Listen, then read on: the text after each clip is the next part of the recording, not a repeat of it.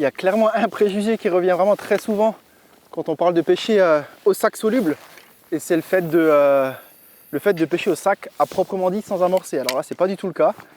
J'ai pris la décision en fait de mettre un petit peu d'appât quand même sur ma zone de pêche, malgré le fait que voilà, il fasse encore très froid. L'eau est à peut-être, je sais pas, 4-5 degrés comme ça, j'aurais tendance à dire.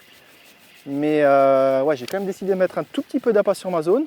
Alors c'est un mix qui est très volatile, très peu nourrissant, il y a très peu d'éléments solides dedans. J'ai un petit peu de maïs doux, j'ai des pétales de maïs que j'ai pris le temps de bien imbiber avec le jus du maïs doux, un peu de Smart Liquide aussi. Des choses qui sont très volatiles. Des bouillettes essentielles sel en 10 mm aussi, une bouillette qui me réussit vraiment bien en saison froide. Et un peu de colza par-dessus encore. Et l'élément très important aussi, c'est les pelés en fait, que Théo utilise ici sur le plan d'eau pour nourrir les poissons. Alors ça, c'est un élément clairement, ne pas mettre ça dans son mix d'amorçage, quelle que soit la saison, c'est une erreur monumentale.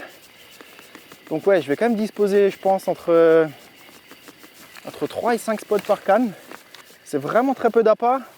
Et voilà, avec tous les attractants qu'il y a à l'intérieur, le Smart Liquide, le liquide Siraca aussi, qui est toujours une valeur sûre en eau froide, hein, je l'utilise en permanence. L'idée, c'est pas de nourrir les poissons, mais de leur donner envie de mettre la tête dans les sacs. Donc on va voir. Je vais remettre encore quelques-uns. Les cannes sont en place. L'eau est très froide, le temps est vraiment hivernal, mais bon, on est au bord de l'eau, ça pêche, donc tous les espoirs sont permis.